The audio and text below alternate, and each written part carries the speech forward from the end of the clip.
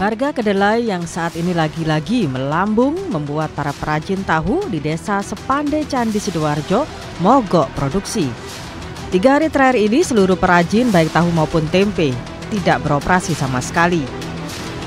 Haji Muhammad Farid, perajin tahu asal desa Sepande, sampaikan aksi mogok ini dilakukan sebagai protes soroti mahalnya harga kedelai. Dengan harga per kilonya kedelai sebagai bahan baku tahu dan tempe tembus Rp11.000. Hal ini dirasakan memberatkan para perajin dalam menjalankan bisnis usahanya. Haji Farid menambahkan produksi tahu sebelumnya bisa memproduksi hingga 5 kuintal per harinya. Namun saat ini hanya 3,5 kuintal produksi tahu yang bisa diproduksi di tempat usahanya ini. Selain banyaknya kompetitor lain, hal ini juga karena biaya bahan baku kedelai yang melonjak. Dirinya mewakili para perajin tahu dan tempe berharap pemerintah segera tanggap atas aksi para perajin dan ada langkah signifikan bisa menekan harga kedelai di angka yang normal.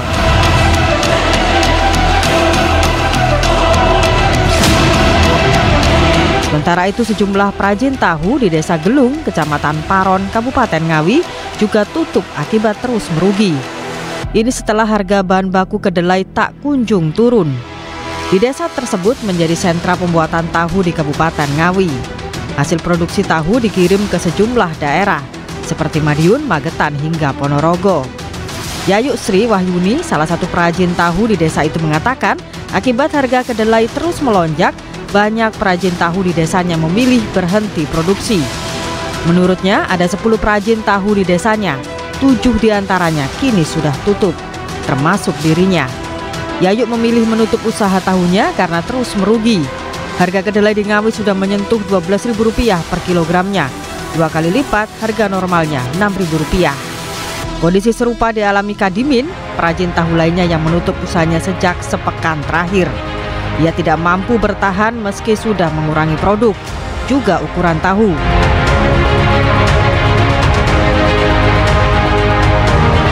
Bagaimana agar kasus gaduhnya lagi-lagi naiknya kedelai tidak terjadi lagi dan merugikan perajin tahu dan tempe?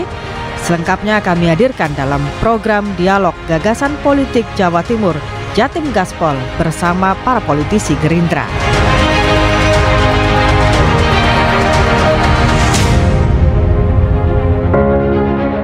Selamat malam pemirsa, semoga semua dalam kondisi sehat walafiat dan tentu saja kalau kita berbicara tentang kondisi sehat, mudah-mudahan kondisi terkait dengan mahalnya harga kedelai ini bisa segera kembali sehat supaya masyarakat pun juga khususnya para pengrajin ini juga bisa kembali beraktivitas untuk memberikan suplai kedelai yang cukup untuk masyarakat. Gaduh lagi mahalnya harga kedelai, ironi kedelai mahal di negeri agraris. Kita akan bahas pada malam hari ini pemirsa di Jatim Gaspol, persembahan dari DPD Partai Gerindra Jawa Timur. Dan kita akan bahas dengan para narasumber yang sudah bergabung di studio JTV. Saya menyapa terlebih dahulu. Di sini ada Ketua Dewan Penasehat DPD Gerindra Jawa Timur, Bapak Insinyur Haji Bambang Haryo Soekartono. Pak Bambang, selamat malam. Assalamualaikum Waalaikumsalam warahmatullahi wabarakatuh. Kemudian di samping beliau ada Sekretaris Fraksi Gerindra DPRD Jawa Timur sekaligus anggota Komisi B DPRD Jawa Timur Bapak Dr. HM Nur Sucipto SPSE MM. Pak Nur, selamat malam. Selamat malam, Assalamualaikum. Waalaikumsalam, terima kasih sudah hadir. Dan tentu saja ketika kita bicara tentang harga kedelai, bagaimana pasokannya, kita juga butuh informasi dari pemerintah provinsi, dalam hal ini Kabid Perdagangan Dalam Negeri di Sperindak Jawa Timur, Pak Yudi Arianto STMSC. Pak Yudi, selamat malam. Selamat malam. Terima kasih sudah hadir. Saya langsung pertama ke Pak Yudi. Pak Yudi, kalau dari data di Sperindak, ini kan pengrajin tahu tempe mulai menjerit ya. Ada bahkan tadi disampaikan banyak yang gulung tikar karena harga pun juga mulai naik. Stok kedelai di Jatim sendiri memang bagaimana kondisinya, Pak Yudi? Secara umum stok kedelai di Jawa Timur aman karena memang kedelai itu ada yang sebagian besar adalah impor dan sebagian produksi lokal. Produksi lokal. Iya. Banyak mana Pak Yudi antara impor dengan yang produksi lokalnya? Kalau perbandingannya 80 sampai 90% impor, 10-20%-nya lokal. Oh, importnya 80-90 ya? Betul. Baru yang lokal. Tapi kalau dikatakan bahwa harga kedelai kemudian naik, bahkan juga ini mulai langka, seperti itu gimana kondisinya ketika Pak Yudi mengatakan sebenarnya stok di Jawa Timur aman? Jadi stok aman ini karena Kementerian Perdagangan itu sudah berkomunikasi dengan Asosiasi Importir Kedelai maupun Asosiasi Pengusaha Tahu Tempe Indonesia untuk pada saat kondisi harga kedelai naik ini, pemerintah ingin memastikan bahwa ketersediaannya itu ada. Meskipun harganya naik, tapi yang penting ketersediaan di pasar ada. Sehingga masyarakat, utamanya perajin tahu tempe itu tetap bisa menjalankan usahanya. Oke, menarik dikatakan harga naik, yang penting ketersediaan itu ada. Kalau kebutuhan kedelai impor sendiri di Jatim per tahunnya berapa, Pak? Kalau Jawa Timur per bulannya sekitar 50 juta ton. Yeah. Itu per bulan? 50.000. Oh, 50.000 ton. 50.000 ton, maaf. 50.000 ton per bulan ya, itu untuk kebutuhan Jawa Timur yang impor ya? Atau keseluruhan? Keseluruhan. Oke, baik. Saya coba ke Pak Nur ini, yang sekaligus juga menjabat sebagai anggota Komisi B DPRD Jawa Timur, melihat fenomena ini. Kemudian apa yang bisa kita sampaikan kepada masyarakat, Pak Nur? Ya, baik. Terima kasih. Sebenarnya mengatasi kedelai di Jawa Timur itu sebenarnya tidak sulit. Ini sebenarnya kita kembali pada tahun 90, Mbak. Tahun 90 itu dulu pemerintah di Jawa Timur itu mengadakan Opsus kedelai.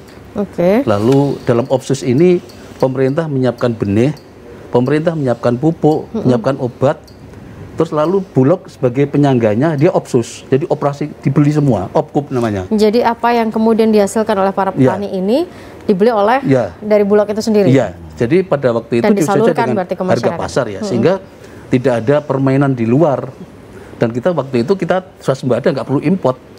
Tapi pada tahun 90 ke atas ini situasi politik berubah, kebijakan pemerintah berubah, akhirnya import dilepas. Nah, bagi saya nggak masalah. Tapi yang penting, yang pemerintah harus pahami, petani ini harus diproteksi.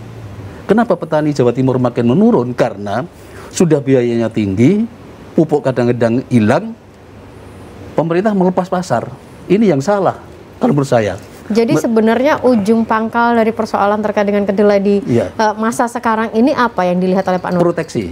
Proteksi dari pemerintah? Iya. Kalau produksi dari petani sebenarnya tidak ada masalah? Petani ini mau akan tertarik apabila ada bonus ya. Artinya kamu nanam pasti saya beli, kamu nanam saya kasih harga dasar sekian. Sekarang enggak, begitu panen lepas saja mekanisme pasar. Ini nggak bisa. Dan sedangkan para pengrajin tahu tempe itu lebih menyenangi kedelai import. Karena besar, kedelai kita kan cenderung kecil. Nah, sebenarnya kalau pemerintah Jawa Timur itu mau, langkah yang terutama adalah petani kita diproteksi. Oke, kita adakan Opsus, kita punya 38 kabupaten, ambillah 20 kabupaten. Kita siapin 5.000 hektar. 5.000 hektar kali 20 berarti 100.000 hektar. Produksi rata-rata kalau kedelai biasa itu kan 1,7 ton OC kering. Tetapi kalau kita menggunakan varietas DTAP 1 yang sedang kita kembangkan, itu per hektar bisa 3 ton. Kalau yang kedelai biasanya 1,7 ton. Anggaplah produksi kita 2 ton.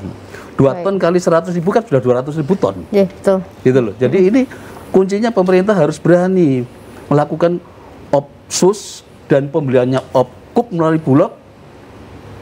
Masyarakat dikasih proteksi, dijamin harganya lah. Baik, proteksi ini nanti kemudian kita coba sharing dengan teman-teman dari Disperindak, tapi sebelumnya nanti saya ke Pak Bambang Haryo, tapi kita jeda dulu pemirsa, kami kembali saat lagi untuk Anda.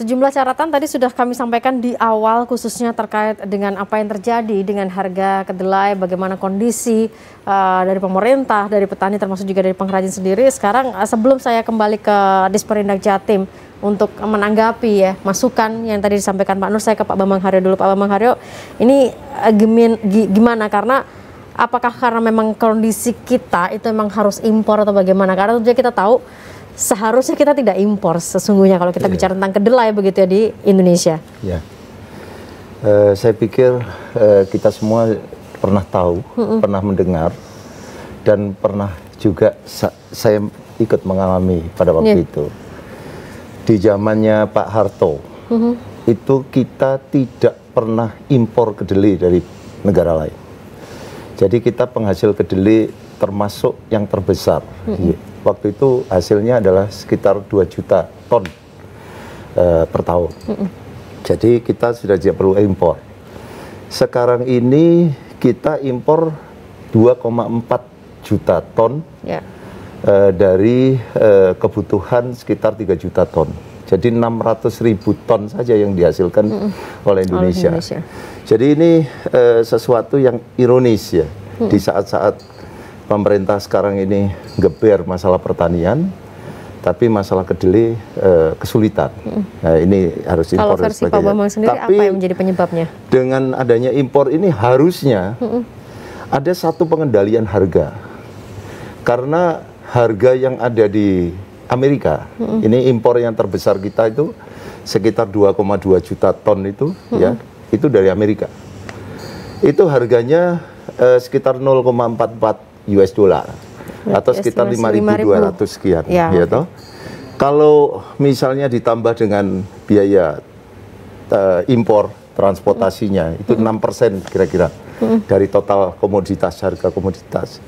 Terus ditambah lagi dengan keuntungan sekitar 10%, itu sudah tinggi sekali. Kayak biasanya kalau komoditas pangan pokok ya, ini masuk dalam komoditas pangan pokok kita. Kedelai itu sebenarnya juga masuk di 11 komoditas yang harusnya dijamin oleh pemerintah. Itu tidak boleh mengambil untung terlalu besar. Dan kalau misalnya 10% itu ketemunya cuma 6.000, sekitar 6.300. Nah, berarti apa? Harusnya harga kedelai kita ini tidak boleh lebih dari Rp7.000. Ini yang perlu Satgas Pangan. Ini kan Pak Presiden kan sudah membentuk namanya Satgas Pangan. Cari permasalahan itu, di mana kesalahannya? Karena harga impor jelas, di Brasil lebih kecil lagi.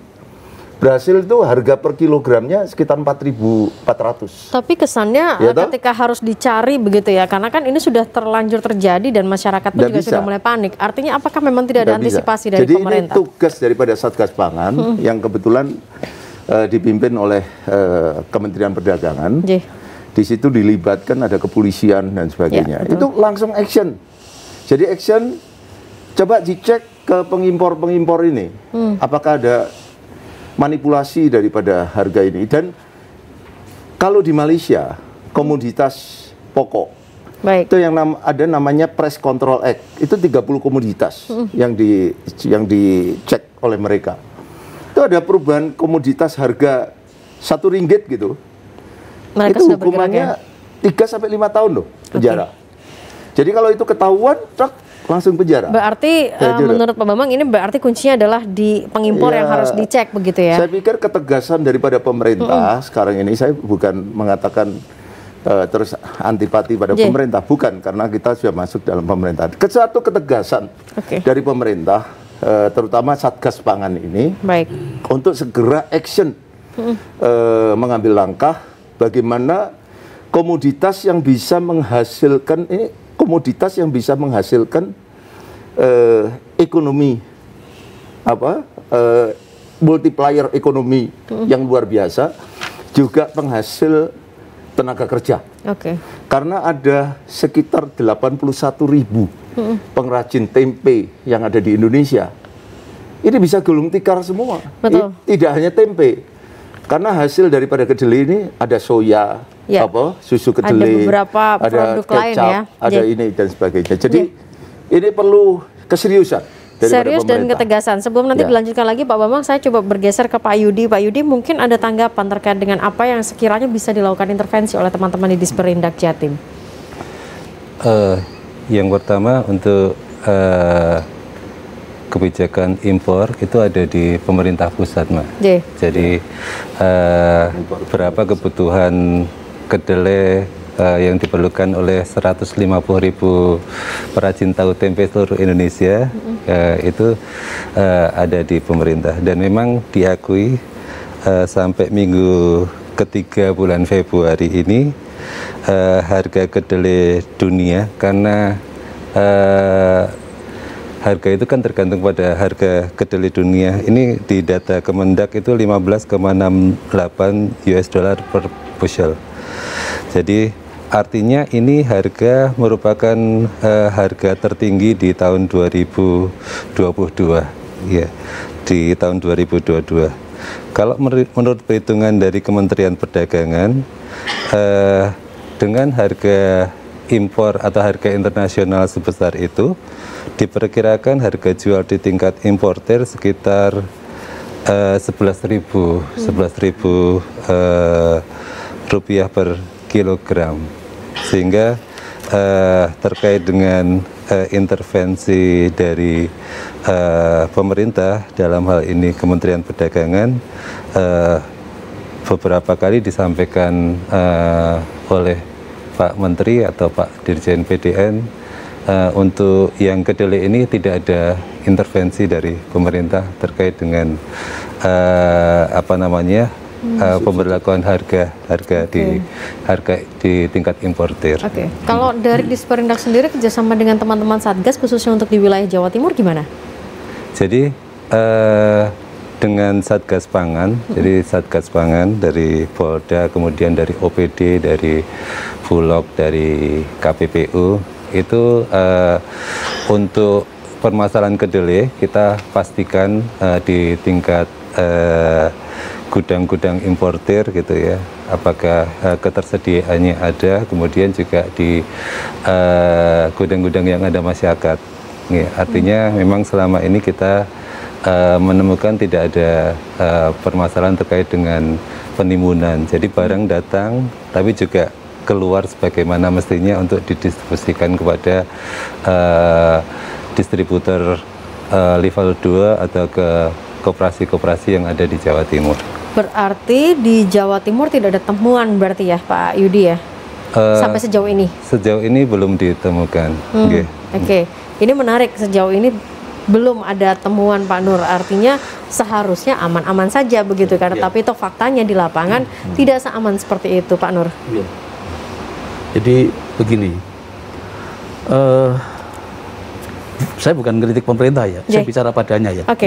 Selama ini setiap menjelang Ramadan pasti semuanya berubah. Coba nanti akhir Maret, daging nanti kan jadi masalah. Akhir Maret lihat.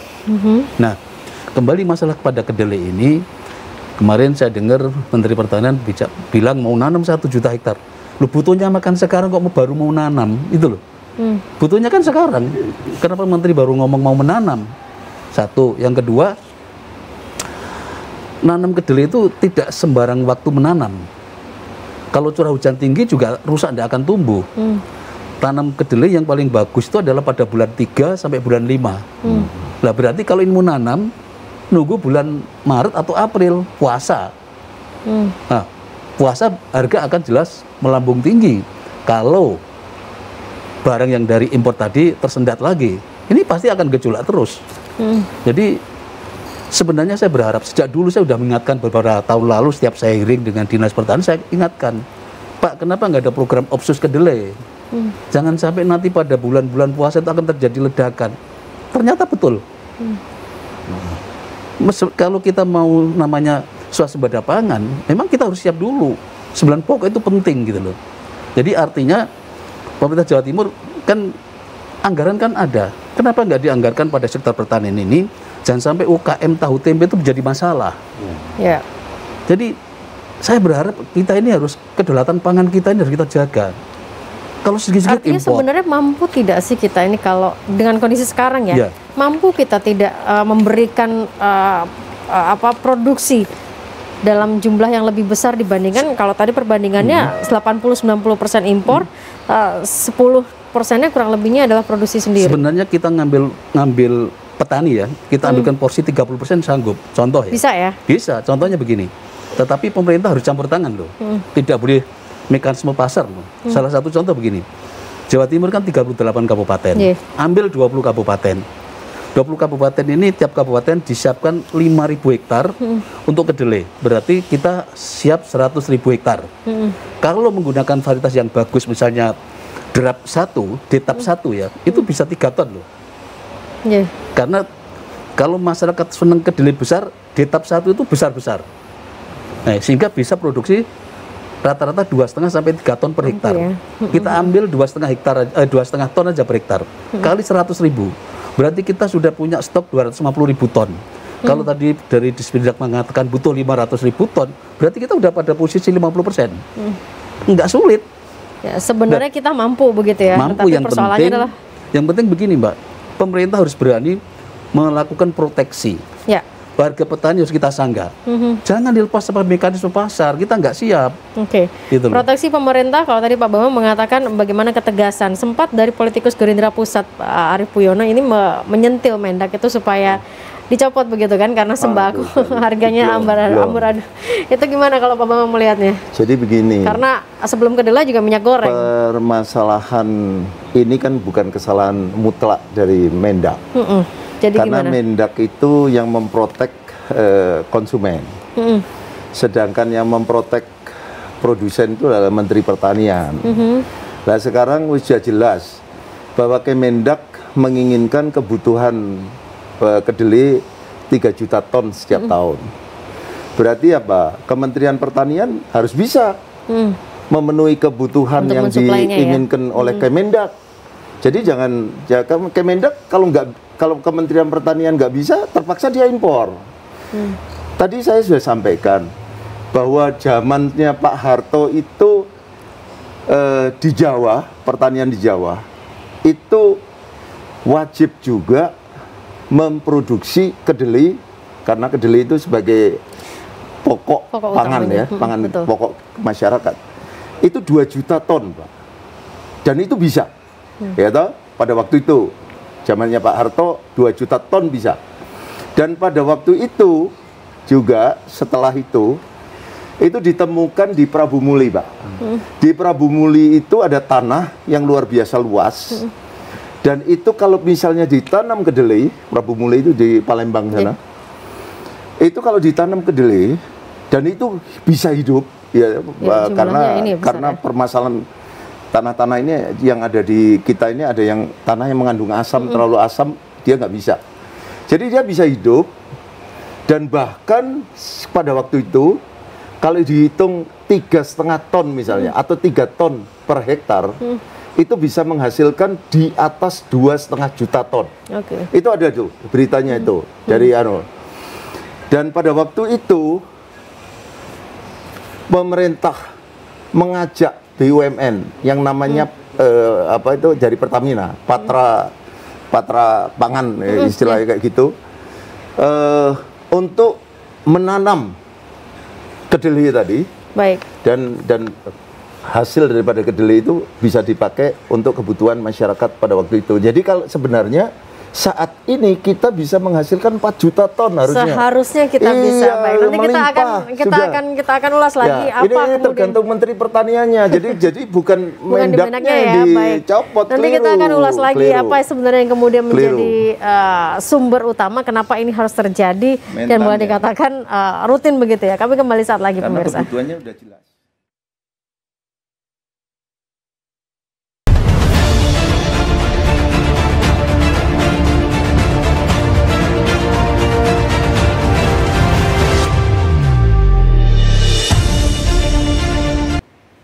Kembali bersama dengan kami pemirsa untuk Jatim Gaspol, dan Anda kalau mungkin ada unek-unek atau sharing yang mungkin Anda ingin sampaikan pada malam hari ini, monggo bisa bergabung di line WhatsApp, nanti akan kami bacakan di segmen berikutnya. Saya kembali ke Pak Yudi dulu sebentar dari Disperindak. Pendampingan seperti apa ini Pak untuk para pengrajin tahu, tempe supaya mereka tuh bisa bertahan di tengah krisis mahalnya harga kedelai sebagai bahan baku utamanya?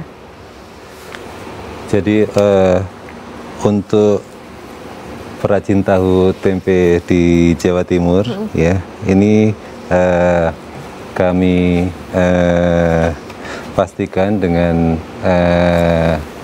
melakukan pengecekan terhadap importer maupun produksi lokal bahwa bahan bakunya itu ada.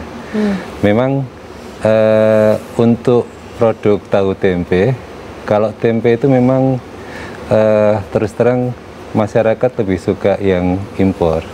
Karena bentuknya besar-besar sehingga kalau dibuat tempe itu akan kelihatan rapi.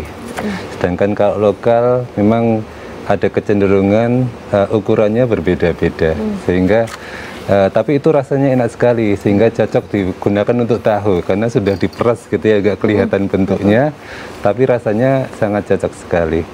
Dan saat ini memang untuk importer yang cocok dengan Indonesia itu adalah jenis kedelai yang dari Amerika. Kalau dari Argentina, Brasil, mungkin kalau sampai sini nanti rasanya akan berbeda dengan yang biasa kita rasakan.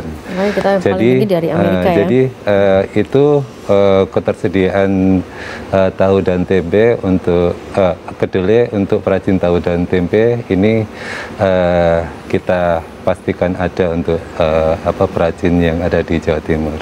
Oke. Kalau boleh tahu untuk harganya sendiri berapa untuk yang di wilayah Jawa Timur ini bahan baku yang kemudian nanti digunakan oleh para pengrajin? Sampai per hari ini untuk rata-rata Jawa Timur, baik tahu kedelai lokal maupun impor itu sekitar 12.000. Jadi 12.100 rupiah untuk impor. Kemudian lokal 12.080 rupiah, jadi selisih sedikit sekali. Ya. Dan belum ada apa istilahnya kebijakan lokal mungkin yang diterapkan oleh teman-teman dari Disperindak atau memang menunggu dari pusat atau bagaimana terkait dengan harga tersebut? Untuk harga saat ini memang masih seperti itu dan kita masih menunggu intervensi dari pemerintah pusat terkait dengan harga yang bisa sampai ke tingkat petani. Ada kebijakan apa yang mungkin nanti segera bisa kita tindak lanjuti di level daerah. Berarti sampai sekarang ngapunten langkah konkret untuk menstabilkan harga ini masih menunggu begitu ya? Jadi kalau kebijakan pusat itu memastikan bahwa harga itu selevel itu, Mbak. Jadi harga memang diakui tinggi, ya? Seperti itu. Artinya saat ini kan harga internasional fluktuatif. Ini sebetulnya importer itu menahan karena mereka kalau ambil sekarang khawatir nanti tidak bisa diserap pasar. Tapi pemerintah mendorong supaya tetap ambil aja supaya demi ketersediaan yang ada di masyarakat, terjaminnya ketersediaan yang ada di masyarakat.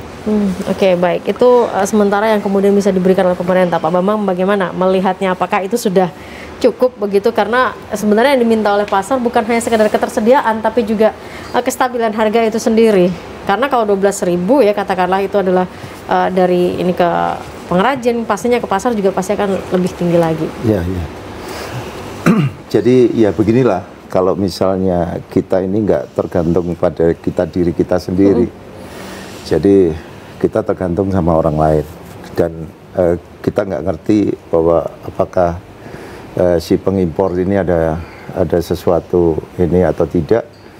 Itu yang tahu adalah pemerintah. Tapi kalau kita cek langsung ke data yang ada di Amerika ataupun di ini, monggo bisa dibuka. Harga di Amerika kedelai pada hari ini berapa? Ada semua. Ada semua. Jadi harga kedelai di Argentina atau Brasil itu lebih kecil lagi, Pak, harganya ini. Dan yang lebih bisa kita langsung telepon aja teman-teman kita yang ada di Malaysia. Hei Malaysia, kebetulan saudara saya banyak sekali di Malaysia, jadi dokter, jadi ini, jadi itu di sana. Saya telepon, berapa hargamu kedelai yang ada di sana? 8.700. Saya tanya, impormu dari mana? Impornya mereka itu, Malaysia itu dari Amerika sama dari Brasilia. Jadi harganya itu Rp8.700. Kursnya kalau ringgitnya kan menguat. Betul. Dibanding dengan rupiah kita. Jadi di sini semuanya sangat kita gantungkan pada pemerintah untuk mengecek langsung. Di sini ada Satgas Pangan, ada ini, ada itu. Mereka harus bergerak cepat. Jadi jangan sampai rakyat ini yang sudah kena permasalahan pandemi, permasalahan PPKM dan lain-lain yang mengorbankan begitu banyak UMKM kita. UMKM kita ada 67 juta penggerak ekonomi kita, ya toh. Itu ada sekitar 65% ekonomi kita digerakkan oleh UMKM. 97% sumber daya manusia kita itu bekerja di UMKM. Jadi ini jangan sampai mati, karena terus terang ini adalah komoditas yang banyak dikonsumsi oleh masyarakat bawah, menengah, dan atas. Ya. Masyarakat atas senang sekali loh makan tempe dan tahu. Betul, ya ini menjadi konsumsi wajib konsumsi begitu ya, semuanya. pangan wajib. Jadi tolong harus cepat diprotek oleh pemerintah dengan baik. Nanti saya ke Pak Nur sebagai pengawal dari kebijakan pemerintah seperti apa. Sebentar saya bacakan dulu beberapa WhatsApp yang sudah masuk. Di Desa Mayangan dan Sumber Mulyo Jogoroto Ava, sekitar 98 home industri terpaksa tidak beroperasi. 4.000 lebih karyawan harus dirumahkan, belum lagi dampaknya kepada peternak sapi dan kambing pun karena padokan ampas tahu nggak ada. Ampas tahu nggak ada. Di Desa Mayangan, ini baru 2 desa di Jombang. Bagaimana solusi dari pemerintah? Saya sebagai masyarakat biasa hanya terkesan enak zaman kuto dengan di samping gambar Pak Presiden Soeharto. Seperti ini sangat prihatin nyatanya di lapangan minyak goreng naik, kedelai juga, tolong harapan rakyat diperhatikan. Bu Wati di Surabaya, jika stok kedelai aman, kenapa tempe dan tahu sulit di pasaran? Oke, nanti ini mungkin ke Pak Yudi. Pak Soeharto di Malang, saya senang dengan adanya kepedulian Gerindra terhadap masalah rakyat. Kira-kira apa wujud yang bisa dilakukan wakil rakyat Gerindra untuk kondisi saat ini? Sejauh mana peran pemerintah dari ketergantungan bahan impor dan program apa yang dilakukan setiap desa menjadi desa potensial sehingga mencukupi kebutuhan pasar lokal, sehingga kedelai tidak naik turun harganya? Dari Oscar, Ketua IKM Jawa Timur, kepada rekan-rekan dari DPRD. Monggo, mungkin itu yang akan nanti dijawab ya. Saya sudah tampung semuanya. Kita akan jeda dulu sebentar pemirsa. Kami kembali saat lagi untuk Anda.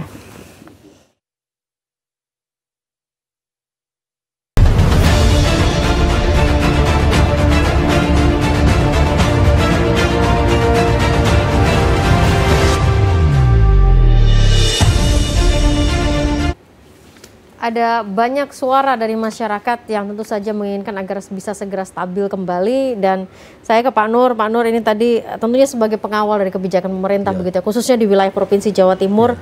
Ini tadi ada yang bertanya, peran pemerintah ketergantungan bahan impor ini seperti apa, dan apakah ada program ke setiap desa menjadi desa potensial sehingga kebutuhan pasar lokal ini juga bisa tercover juga. Pak Nur, gimana untuk pemerintah Jawa Timur? Kami di Komisi B itu kan bidang pertanian ya. Betul. Jadi kami akan menyampaikan kepada kepala dinas untuk yang kesekian kalinya, mohon didengar gitu loh, untuk kesekian kalinya. Jadi untuk apa yang menjadi usulan dari teman-teman? Usulan kami kan waktu itu kan sudah ngadakan bikin program Opsus kedelai. Jangan sampai kita kurang. Dengan cara gimana? Per kabupaten kita jatah 5.000 hektar. Jadi kita ambil 20 kabupaten. Berarti ada 100.000 hektar. Kalau menggunakan benih yang unggul namanya DETAP 1, itu besar-besar seperti harapannya para pengrajin tempe. Kedelainya besar-besar mirip punyanya Amerika. Dan hasil produksinya per hektar hampir 3 ton. Kalau yang kecil-kecil kan 1,7 ton atau 2 ton lah. Nah, ini nanti dengan langkah apa? Ya pemerintah ngadakan Opsus tadi, kita bantu. Petani dengan melalui kelompok tani, ini saya pinjami ke bibit, ini saya pinjami pupuk, ini saya pinjami obat. Nanti kalau sudah panen, saya beli dengan harga pasar. Siapa yang beli? Bulog. Nah, Bulog ini nanti kerjasama dengan perusahaan tahu tempe, koperasi tahu tempe. Nah, sehingga nanti kita bisa tekan import. Kalau kebutuhan Jawa Timur itu misalnya 500.000 ton per tahun, 500.000 ton ya Pak ya, per tahun, maka petani kita mengambil posisi pada 250.000 ton. Dengan program itu tadi, jangan sampai kita kurang baru ngomong nanam, telat. Nanamnya masih bulan 3, nanamnya bulan 5. Kita butuh makan sekarang. Dan Bukan, ketika usulan itu sudah disampaikan, sampai sekarang belum ada. saya udah 2 kali saya sampaikan pada waktu hearing, juga belum ada. Kalau nanti saya akan menanam, ya apa ya, kita harus jawab apa ya? Sedangkan kita kan tiap reses kan ketemu sama masyarakat petani. Nah, apalagi ketemu dengan UMKM, kita kan membidangi UMKM juga. Jadi kami berharap lah untuk ini Kepala Dinas Pertanian dan Bu Gubernur lah paham. Jadi kita ini jangan menjadi negara konsumtif lah. Jadilah Provinsi Jawa Timur provinsi yang produktif. Yang produktif ya. Ya gitu, jadi yang dinamakan kedaulatan pangan itu yang terjadi. Bagaimana petani kita lindungi supaya rezeki itu dimakan petani Jawa Timur. Seharusnya seperti itu. Iya, jangan import. Wah, susah kalau gitu. Sejauh ini berarti usulan yang paling utama di Opsus ya Pak ya? Di Opsus. Yang penyelamatan paling utama kita ya programkan. ya? Kita programkan lah. Okay. Sebenarnya nggak sulit kok. Apa yang sulit? Pak Bambang sebentar, saya tahu Pak Bambang ingin bersuara juga, tapi sebentar saya ke Pak Yudi ini menanggapi Bu Wati di Surabaya. Jika stok kedelai aman, kenapa tempe dan tahu sulit di pasaran? Pak Yudi. Iya, jadi secara teknis memang stoknya itu aman. Memang saat ini ada unjuk rasa gitu ya dari berbagai elemen IKM atau Asosiasi Pengusaha Tempe yang untuk beberapa waktu itu memang nyetop untuk produksi tahu tempenya. Itu memang inisiasinya di pusat, tapi berkembang merembet sampai ke Jawa Timur.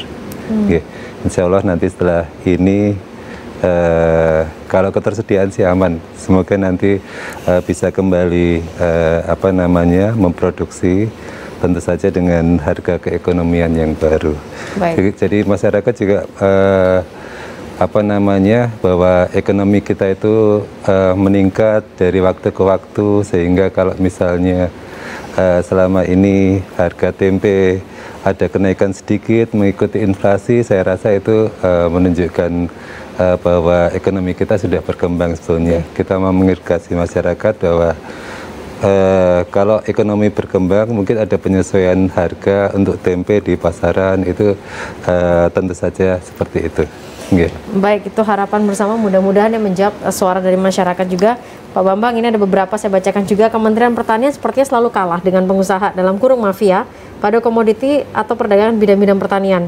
Belum lagi anggaran pemerintah prioritas ke kesehatan untuk COVID, sehingga produk pertanian tidak jadi prioritas. Miris memang, kita negara agraris tapi produk pertanian lokal begitu lemah, kalah dengan pertanian impor.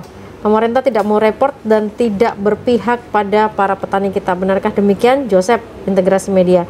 Pak Pugu di Ponorogo, bagaimana petani mau nanam kalau lahan sudah habis untuk perumahan? Nanam padi dan kedelai jadi langka. Satu lagi, Assalamualaikum Pak, terima kasih jenengan semua membicarakan masalah kami sebagai petani. Namun sayang belum ada kesinambungan antara program pemerintah dengan PPL yang ada, karena sosialisasi tentang delay di Ngimbang tidak ada sama sekali. Tolong maksimalkan lewat Gerindra, mungkin bisa memaksimalkan PPL dengan tupoksinya. Apalagi kelompok tani yang ada hanya menampung pupuk dan menjualnya ke anggota tani. Selain itu tidak ada program apa-apa lagi, Pak Bambang. Saya pikir itu sudah bukan rahasia umum bahwa petani-petani kita kesulitan pupuk, pertanian kita juga kesulitan air dan sebagainya. Jadi ini yang mengakibatkan mereka akhirnya malas bercocok tanam. Padahal kalau kita tahu lahan kita ini di Indonesia masih ada sekitar 12 juta hektar, ya toh. Dan itu kalau misalnya dipakai untuk lahan pertanian, misalnya padi, dengan 3 kali panen dalam 1 tahun, yang kebetulan yang paling banyak itu adalah 1 kali panen. Itu data daripada Kementan, itu kira-kira 50%. Nah, di sini masih banyak yang bisa dimaksimalkan, dioptimalkan. Di sini saya pikir karena Jawa Timur ini kan juga memegang otonomi daerah. Betul. Yang dimana otonomi daerah ini bisa membuat satu kebijakan. Harusnya bisa sendiri. Diskresinya ya. Karena di sini kalau saya lihat ada Banyuwangi, Lamongan, Blitar, Nganjuk, Bojonegoro, dan Sampang. Ini 6 kabupaten yang bisa menghasilkan kedelai. Betul ya Pak ya? Bisa menghasilkan kedelai. Ya, padahal masih ada yang lain lagi. Dan ini kalau misalnya seperti zaman Belanda dulu atau seperti zamannya Pak Harto, yang berlaku adalah dengan menggunakan sebagian kecil dari tanah pertanian mereka untuk menanam komoditas yang dibutuhkan oleh rakyat. Kalau zaman Belanda itu dulu namanya kultur stelsel, tanam paksa. Paksa itu pemerintah memaksa untuk menanam yang memang dibutuhkan karena tujuannya adalah untuk kebutuhan, karena demand-nya ada. Demand-nya ada. Jangan sampai dia menanam itu semua, akhirnya demand-nya nggak ada. Akhirnya dibuang-buang dan sebagainya. Jadi ini keseimbangan supply and demand, keseimbangan pengguna, konsumen dan produsen itu harus seimbang.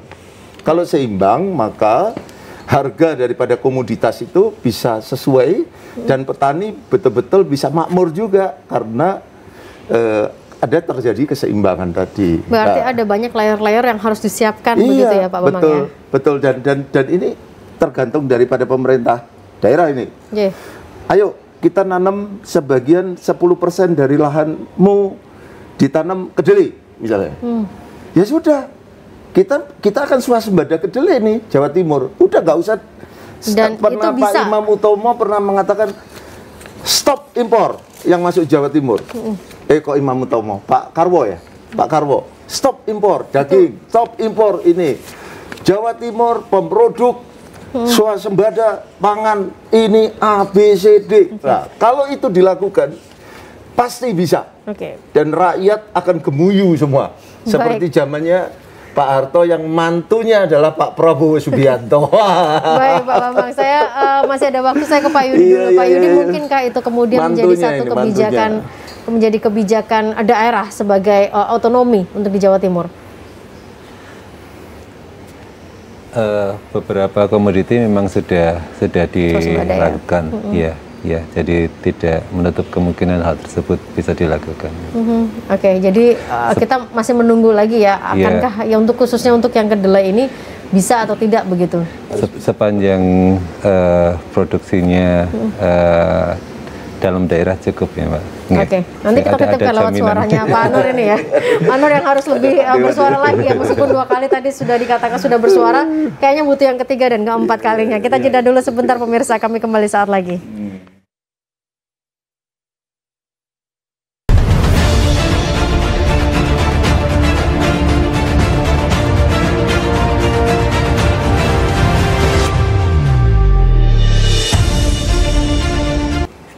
Baik, pemirsa, Anda kembali bersama dengan kami untuk Jatim Gaspol. Terima kasih untuk suara dari masyarakat yang sudah masuk, harapan-harapan dari masyarakat agar sekiranya pemerintah bisa segera mengambil langkah cepat, tidak terlalu lama karena memang ini sudah kejadian. Semoga tidak menjadi lebih buruk lagi, apalagi tadi sempat dikatakan jelang-jelang Ramadan, Lebaran, ini khawatirnya kalau tidak segera ada penanganan, maka tentu saja diikuti juga oleh komoditi-komoditi pangan yang lainnya.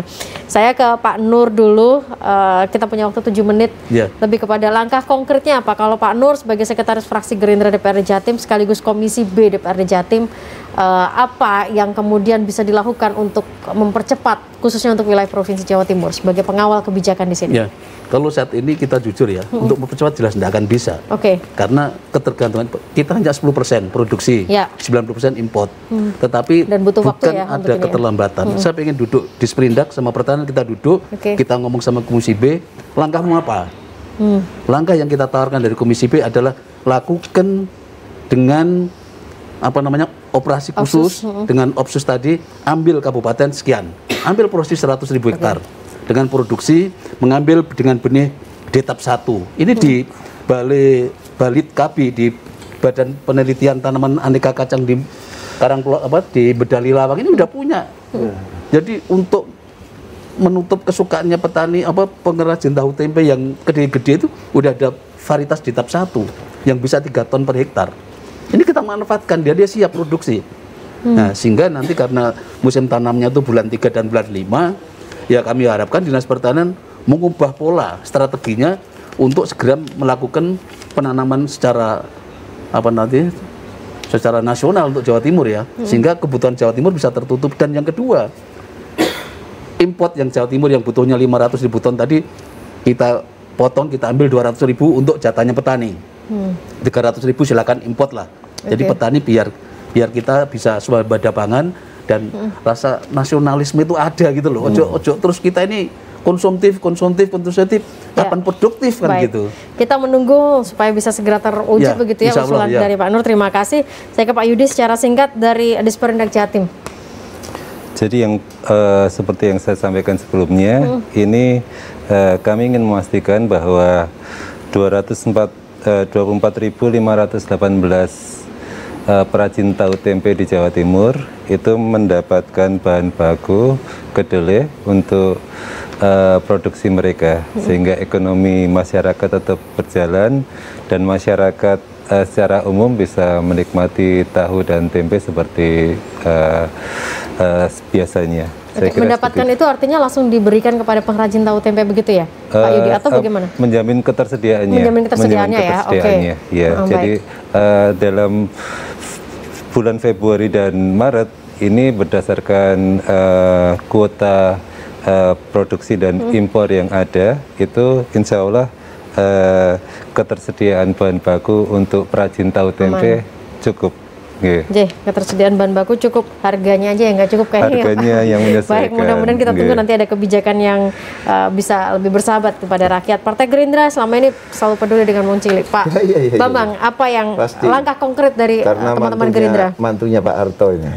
Apa yang bisa dilakukan? Ya. Jadi begini, kita harus tahu. Jadi pemerintah provinsi harus tahu. Jadi tidak hanya pasrah kepada pemerintah pusat, harga komoditas yang diimpor daripada itu, kalau misalnya mahal, sampaikan aja, ini terlalu mahal nih untuk rakyat kita, ini untuk warga kita, tidak boleh terjadi hal yang seperti itu. Jadi cek dulu, percepatan cek ini karena ini kita nanam masih belum, gitu. Kita cek dulu, apakah komoditas itu sesuai dengan harganya. Kalau enggak, ya harus kita berani lawan, nggak benar misalnya seperti itu. Itu penting, nomor satu.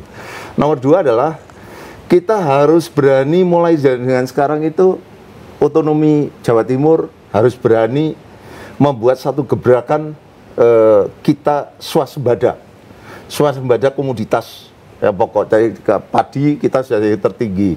Ini terus jagung kita harus juga. Terus yang ketiga adalah kedelai. Kedelai ini wajib kita karena lahan-lahan kita mampu untuk bisa memproduksi kedelai ini. Jadi ini harus cepat dilakukan mulai sekarang, Pak Nur, mohon maaf. Jadi secepat mungkin. Kalau tidak mulai sekarang kapan lagi? Gitu. Ini selalu Gerindra mengatakan begitu. Harus sekarang harus dilakukan. Jadi ini yang terus terang moga-moga yang kebetulan Pak Prabowo Subianto itu selalu berpikiran bahwa satu, masalah komoditas pangan itu adalah fungsi pokok daripada pertahanan negara. Baik. Tanpa kita mempunyai komoditas pangan atau swasembada pangan, maka hancurlah negara kita. Ya toh? Jadi itu swasembada pangan wajib harus dilakukan.